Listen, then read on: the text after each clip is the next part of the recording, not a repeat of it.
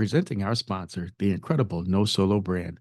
Newport founded by John and Sarah Torresenta. Discover No Solo's well-crafted hats, stylish tees, and cozy sweatshirts at their website, nosolobrand.com. That's NOSOLOBRAND.com. We love supporting locally owned businesses here at Totally Preventable, especially those that give back to our community in the way that No Solo does. No Solo proudly supports mental health awareness with a percentage of your purchase going to the National Alliance on Mental Illness. So join the cause, embrace comfort and style, and support a fantastic local business when you buy from No Solo. Visit No Solo's online store at nosolobrand.com. So support No Solo today, where local ownership meets fashion with purpose. Hey, Polly. Hey, Greg. How you doing? Good. How are you? All right, ready for another episode of Totally Preventable. Yes. Who we got today? Today we have Executive Director of Ricares, Sandy Valentine. Oh, Ricares. I know very little about Ricares. I'm not going to lie. I know very little, and I'm curious to know a lot more. Yeah, I feel like we hear about them a lot, but Mhm. yeah, I'm not sure I could tell you exactly what they did. I know them just from Rally Recovery. Yeah. That's what I know them for. And looking, researching, and getting ready for this podcast, I found out there's some more that I need to know about. Oh, that you didn't know everything about them? I did not know everything about them. So today, I look to find out. Awesome. Me too. All right. So without further ado, today joining us on the Totally Preventable podcast, we have Executive Director of Ricares, Sandy Valentine. Sandy, how are you doing today? I am doing most excellent. That is great to hear. Great to hear. To start us off, can you tell us a little bit about yourself and how you got to where you are today? Yeah, absolutely. So first and foremost, I am a person in long-term recovery. And what that means for me is that I got into recovery from an alcohol use disorder when I was 26. And then I also share that, fast forward to being a 52-year-old woman, and I suddenly working for a big corporation was experiencing some serious mental health challenges, meaning that I could not talk about the company, see the company's logo, have anything to do with the company without starting a crying jag that lasted 3 to 5 hours every day for 11 weeks until I made the decision to retire from that company and turn in my equipment. And I share that story because, we often talk about recovery as a lifelong journey. And even though I was practicing my recovery pathway from alcoholism, which is substance free, and I had great recovery tools and practices, something crept up on me, life crept up on me, a bunch of different events crept up on me. And then suddenly I'm having to navigate, a mental health disorder and figure out what my recovery plan was for that. And so many people in recovery are dually diagnosed, right? Co-occurring disorders. And it doesn't really matter which came first, just figuring out a recovery plan. So worked for a big insurance company for 33 years, retired, and then I had the great pleasure of leading the collegiate recovery program at the University of Connecticut. And really, I believe wholeheartedly that that mental health challenge that I went through gave me the compassion and empathy to start to move into working in the recovery field. Because even though I was in recovery, I didn't have a significant amount of trouble staying on my pathway of recovery from the substance use disorder. So I thought other people just need to get their act together. Completely missing compassion, but just feeling like if I could do it, anybody could do it, because I did not think that well of myself. So, now I have this great opportunity after a few years at UConn to be able to lead Ricares, which is the Rhode Island Communities for Addiction Recovery efforts. And I just celebrated my year anniversary this week. All right. Awesome, Happy wonderful. anniversary. Thank you. It's been a ride, for sure. Can you tell us a little bit about Ricare and what their mission is and what? Yeah. I'm actually finishing my master's in social work, and in the fall, I took a historical research class to help finish up. And I was able to look at all the artifacts about Ricares and how it got started and write the history of Ricares. And really, around 1998, what's talked about as the modern day national recovery movement began, and they gathered folks across the nation together to talk about forming recovery community organizations, grassroots effort to gather people with lived experience, to advocate for change, to work on reducing stigma, to put a lot of supports in place. And um, Ricares had folks involved in that.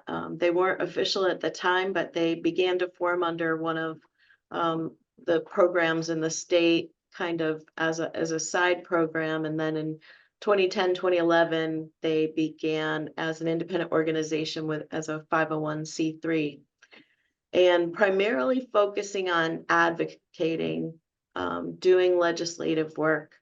And as it's evolved, and as you know, as the world is evolving and taking a look at recovery as an evidence-based practice and putting those tools together, we've been able to expand so that today we offer recovery support services via recovery coaches and recovery meetings and programming. And we also are heavily dedicated to creating healthy environments with recovery housing in Rhode Island. And we do a bunch of advocacy. And, bottom line, our mission is to advance addiction recovery in Rhode Island through advocacy, community engagement, and service. Mm. And so it kind of takes form in many different ways, throughout our week. Now, what sets Ricares apart from the other addiction recovery resources that are in the community? Yeah, what I would like to see Ricares being is a hub for all the organizations in Rhode Island in terms of working together and pulling folks together when we have a particular position on something that might be happening legislatively or policy change that needs to be gathered. I'd also like to see us as a hub for gathering and understanding what's happening with the workforce for folks who are working in recovery support services and how we can foster each other. Because I think what sets us apart is that we don't charge for our services. We don't bill insurance. We're not overseen by clinicians. And, if you look at the roots of recovery community organizing, it was meant to be independent and it was meant to be made up of people in recovery. And there's a lot of good reasons that behavioral health organizations and clinicians have gotten involved in providing recovery support. But there's also still that lifeblood of gathering people with lived experience together. That isn't always the case when you're blending,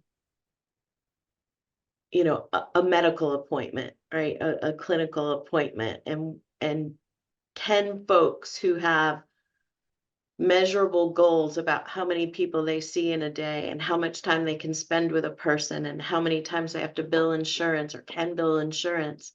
How much does that diffuse the actual relationship and the community that you can build?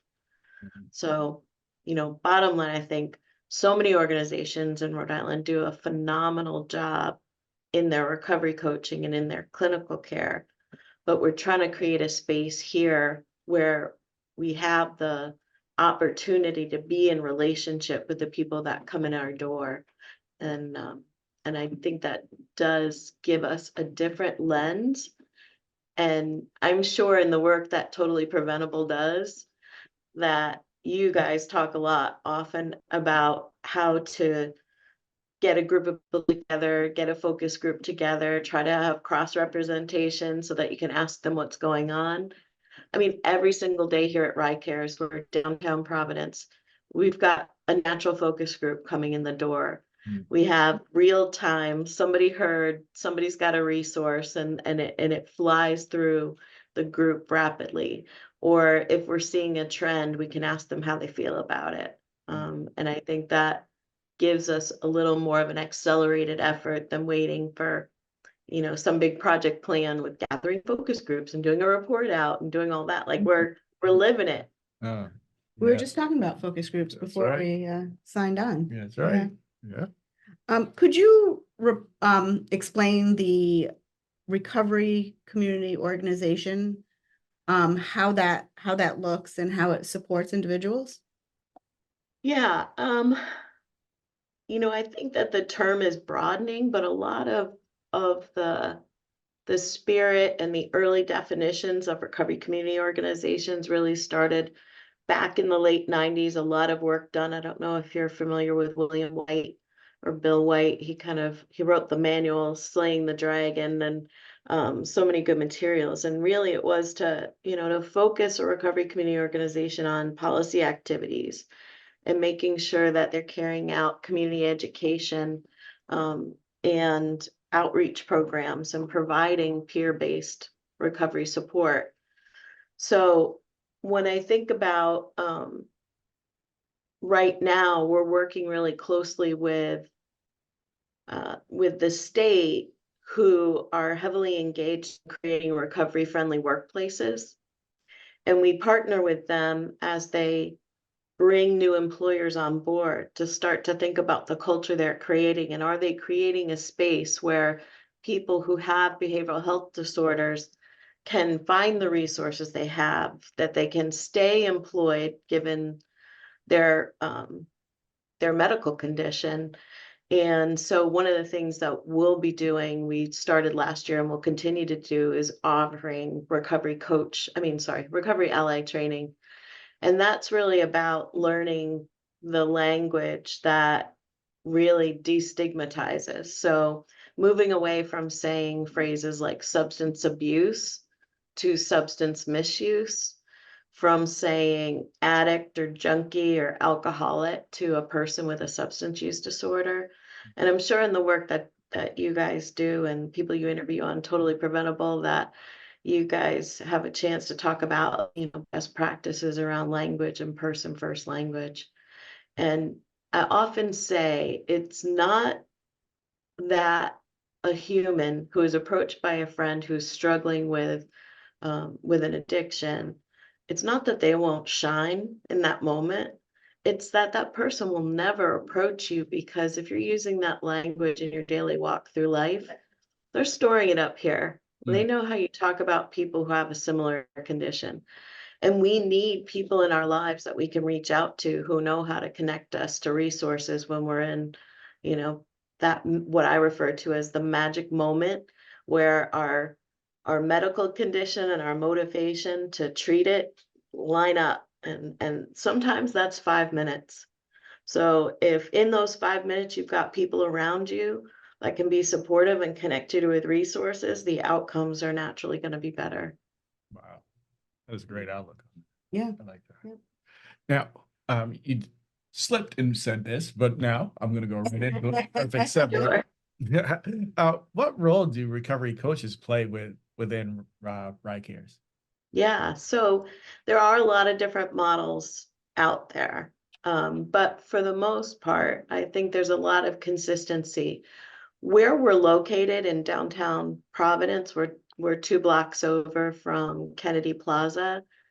We have a lot of people who are unhoused in our area, or people who have recently been incarcerated, who may have begun their recovery while incarcerated. So we are not necessarily serving a community of folks who have any sort of means. They can't go to the fancy treatment program. They can't go to a self-pay recovery house. They may not be housed at all at the moment that they come in. So the first entry point is typically trying to help them solve basic needs issues. I'm sure you guys encounter this as well. It's like, how can I talk to you about recovery when you're hungry or you have no place to sleep tonight? And so our coaches are amazing in understanding the depth and breadth of the resources that are available in Rhode Island and getting folks connected to those services. So we refer to that as being a resource broker. Mm. Um, but then as folks kind of stabilize their current situation, then they start coming back and they come to meetings that we hold, which are called all recovery meetings. So if folks are pursuing 12-step recovery, or they're on medication assisted recovery, or if they are doing refuge recovery, which is a Buddhist based, or celebrate recovery, which is Christian based, there are so many pathways of recovery right now. And all recovery lets all those folks come together and have a recovery supportive environment to be able to share what's happening on a particular topic. So you can still, it doesn't conflict with any other pathway of recovery, but allows them to get together in their community in a substance-free space and be able to talk through what their challenges are. So the coaches generally facilitate them, though we're encouraging more and more of our folks that are ready and they're in that place that they want to lead a topic themselves. Um, and then, we also want to move on as they start to look for perhaps employment. There was a particular week where 3 of our folks all secured their first employment in quite some time. And, the energy, the excitement was just felt throughout the 3,000 square feet that we have here. Yeah, Everybody was so happy to see that happening. That's wonderful. yeah, it is. I like that all recovery model. Yeah, Yeah. I think that's getting everyone Well, together. you're welcome anytime. All right. Could you tell us a little bit about the policy work you might be doing? Yeah, so interestingly enough, I mentioned that I'm finishing my MSW, and my class this semester is policy advocacy, political advocacy. So the timing could not be more perfect as the legislative session opens up in Rhode Island. And, there's a couple policies out there that there's one that a bill that's being recommended by the House and the state house and the state senate, and it's around our recovery housing. So there's a national organization called NAR, the National Association of Recovery Residences, and they've put forth a model of standards, a set of standards that they believe will create the best situation in a recovery house. It's not just the physical bricks and mortar and making sure that there are life safety practices in place, like extinguishers and proper egress and all that. It's also about how to create a healthy social community and the social model. So those 2 bills I've been made aware that are out there now are to have all recovery houses in Rhode Island be NAR certified. So that is not something necessarily that we're advocating for, but we're tuning in to kind of understand where it's coming from. And unfortunately, some of where that advocacy is coming from is because the communities around recovery houses don't understand what happens in a recovery house. Mm. And they often get confused with some of the other mechanisms that we're hearing a lot about in Rhode Island around harm reduction. Mhm. So I think that there's a lot of communication and clarification that needs to happen. Mm. Uh, just a side example, I had a state representative reach out to me because the neighbors were complaining that people in this recovery house were leaving needles and other mechanisms all around the property. And when it came down to it, the recovery house was at the other end of the street. The house they were complaining about was not a recovery house. Mhm. They just made an assumption and just had the stigma of what a recovery house is. So there's always going to be work around stigma, I think. And for me, I'm more about promoting recovery because we can tell people what things shouldn't look like, but how do we tell them, what it does look like and what is supportive? Um, I know the work that you guys do in the prevention field is really hard because you're basically sending messages of what not to do. Mhm.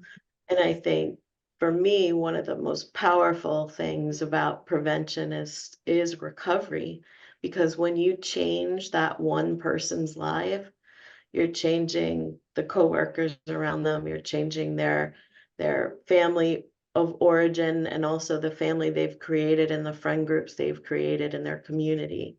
And so I often say that recovery is prevention. Hmm.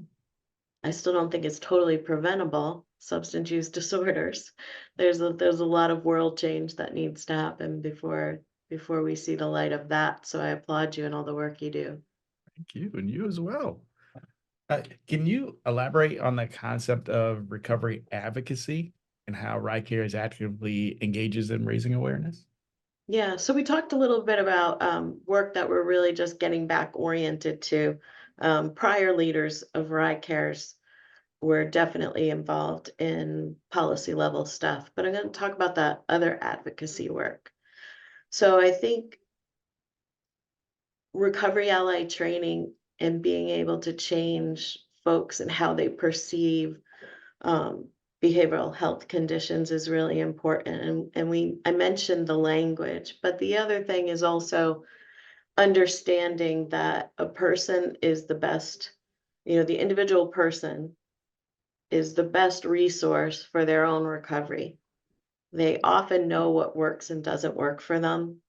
I think there are some exceptions with younger people who don't who haven't attempted to tackle it before and they need some suggestions. Um, so there's that piece of it of just on a national level, they're calling it becoming a recovery ready nation. And I think on an individual level, we can advocate for, am I recovery ready in my house? If one of my friends or family members came in and asked for help, am I ready?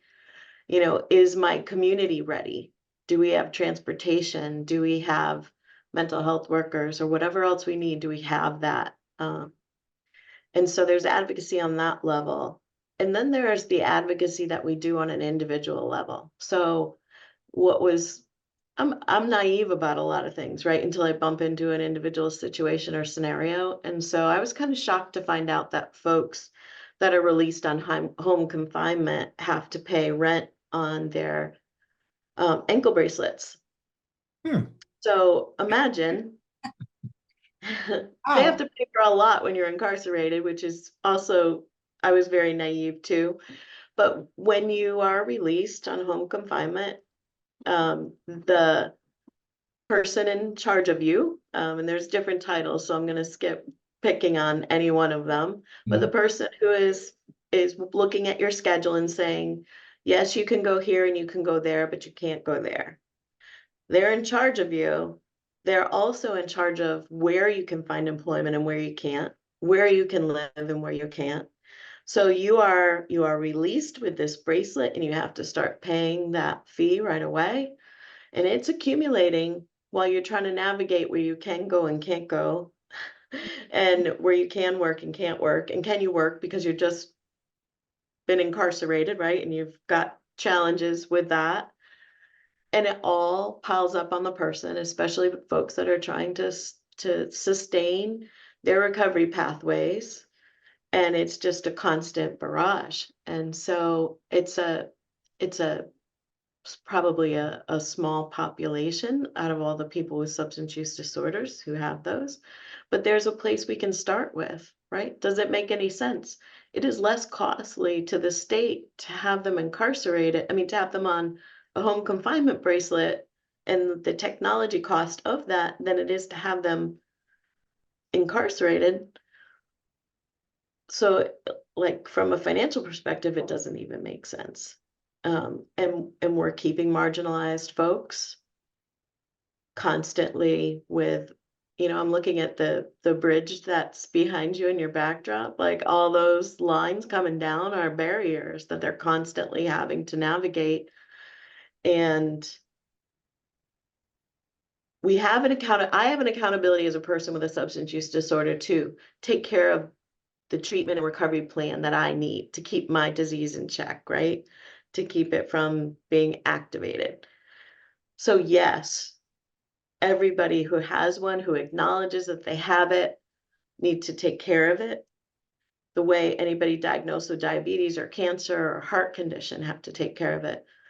But with those other conditions, it's not that often that things just keep getting thrown at you to climb over again and again and again. And so I think that we could really improve the sustainability of people's recovery by reducing those barriers. I can relate to the ankle monitor. Um, at past employment, I used to have an employee was uh, who was on an ankle monitor, and he was a great employee. And then sometimes someone would call out, and I would need the extra help, and I would call him, and he'd be like, "Yep, I got to make that call first." And it would even come down to what time or what day of the week it was where he Yeah. would they're allowed to come in, even though he's already been to work other days. But if it Yeah. was like a weekend and it was happening at 5 o'clock, and it would be like, no, can't do it. I'm hoping that he was telling me. No, it's true. I mean, I actually, one of the ways I was trying to advocate in September, we had this incredible rally for recovery at Innovation District Park here downtown. We had 10,000 people walk through that event. And one of the individuals who had a home confinement bracelet, the person in charge of him was said that that is not for his well-being. Like that's a party in a public park. And I thought, you're gonna bring people and not everybody that walked through, like not all 10,000 are people in recovery, but every resource in this state involved with the recovery support had a presence, and there was probably 3 to 5,000 people in recovery. How could that not be positive for him? So instead, he stayed behind in his recovery house alone. And I think, most people are clear on its connection that really helps with addiction. So you stay home alone and miss being in a place where recovery shines bright. It's just totally illogical, but those are the small pieces of advocacy and then finding the bigger spot for that. So I recently joined the Rhode Island Alliance for Reentry. So there's a group of folks, a grassroots effort of bringing folks who have some connection with these other organizations. How can we come together and then have a singular voice and advocate for things? But I don't know if you guys feel the same way. For me, I can read about this scenario. I'm not going to advocate as well as when I'm in relationship with folks who are navigating this. It's going to fill my tank to be able to advocate. And I'm not somebody that's going to paint uh signs and protest on the lawn of the Capitol. Now, watch me have an opportunity next week, and there I am out doing it. I wouldn't say never. For me, I understand that systems have been created in a way that goes back far too many decades of how it got all tangled up like, a bowl of spaghetti. So it's figuring out how to unravel that and be able to help policymakers and government officials create the change that's needed. So the last thing I'll say about advocacy, you don't have to do it like some picture of it. You do it in the way that works for you as an individual. Big, large, loud, quiet. We can all be advocates in the work that we do. Right. Yep. That's right. Do you have resources for families? Um, Not so much. So we can only work with an adult population here. But here again, Rhode Island is so filled with great programs, and we have colleagues over at the Parent Support Network who have incredible programming that we refer folks to, parenting classes and other things. So, you know, I I was I came from Connecticut, but I was blown away by the number of resources in this small state that can support folks. But again, right, it's that person coming in, being matched up with somebody who understands the resources in the moment and be able to make that connection. And we found, and there's research that supports it, that the warm handoff does more for a continuity of care than anything else. When I can say, oh, you really have to check out, the programs, and I'll use PSN as an example. I could also use Project Weber Renew as well. When we can say, go meet with our folks over there and even give it an individual name or make a call ahead and say, we're sending so and so over to you. It goes such a long way from reducing some of those smaller barriers of feeling like I've got to start all over again. I've got to work up the courage again to ask for help. Mhm. Right. Wow. Can you share a few success stories or testimonials? Yeah, Those who've done- absolutely. Um, so we have a gentleman, and he has shared this on an Instagram clip. So I'm not sharing his story out of turn. But he came to us feeling he's very uncomfortable being in a group situation or talking in a group situation. But he started working with a recovery coach. And then he slowly decided to start to join some of our all recovery meetings.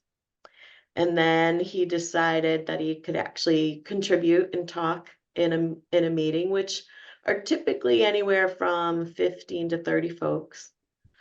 And then he said, I think I'm going to try out your volunteer training. I think I want to volunteer for you, but I'm not going to talk.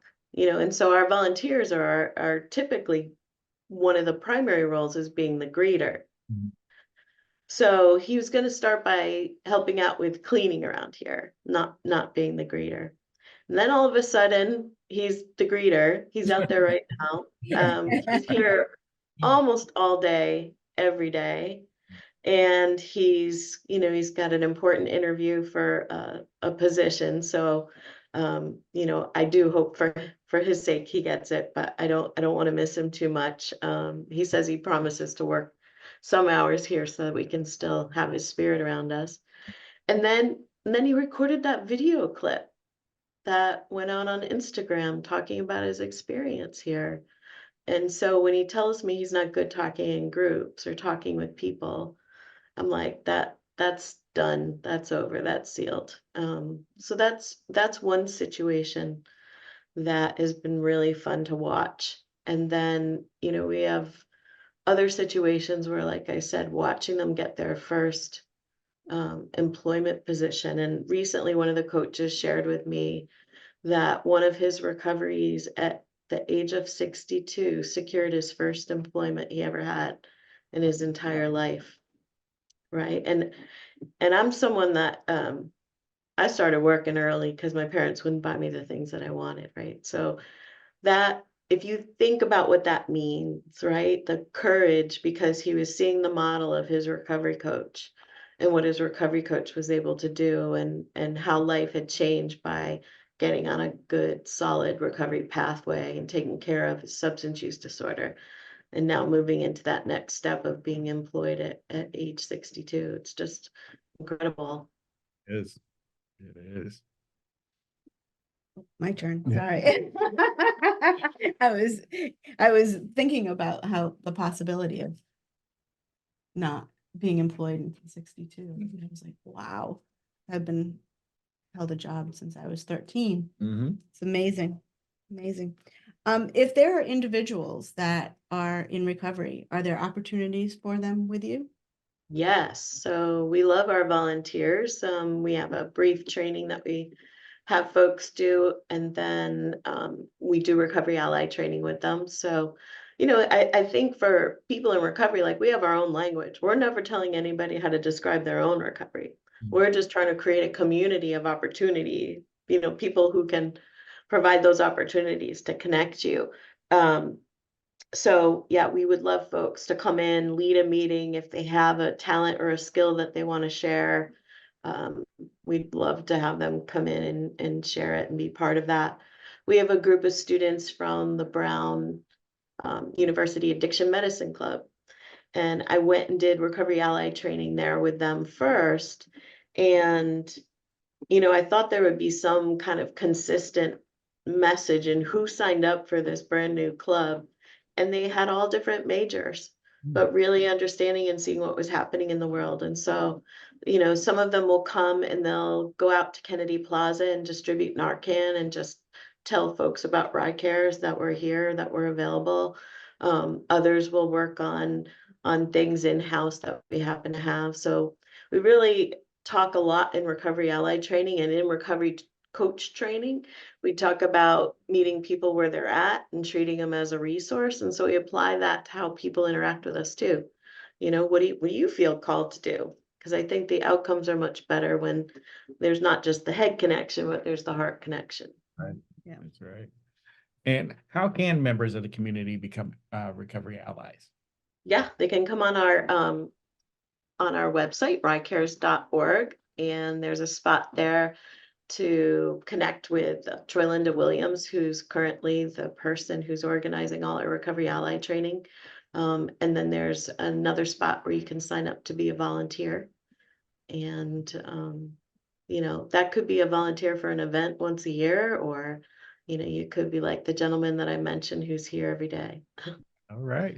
One thing I'll just mention about that for people in early recovery, a lot of the reason they want to be in our space is because it removes a lot of the temptation, right? It's not a safe space. I would never tell anybody that any space is truly safe, but it is safer. And we do everything to make sure that it's substance free and warm and an inviting place to be. All right. Terrific. It was so nice to meet you, Sandy, and to learn Nice to meet you too. Ricares. I thought I knew about it, but I think I learned a lot more. I definitely learned a lot more. I think I've actually been to your office. I had to pick something up there once, I think. Yeah, Are you near Frisky Fries? we are. We're right next to Hotel Providence. That's how I situate myself always. Like, what food are you near? Perfect. Yeah, by Frisky Fries. Wow. Yes, yep. Well, we'd love to see you again. We've changed a lot in the last year. We actually just we moved our entire space around on Monday because we didn't have enough room for the people coming to the meeting. So we're Great we're problem. constantly evolving. It's a wonderful problem to have. That's right. Well, once again, nice to meet you. Thank you for all this great information. Thank you guys. I appreciate the opportunity. Thank you. You have a great day.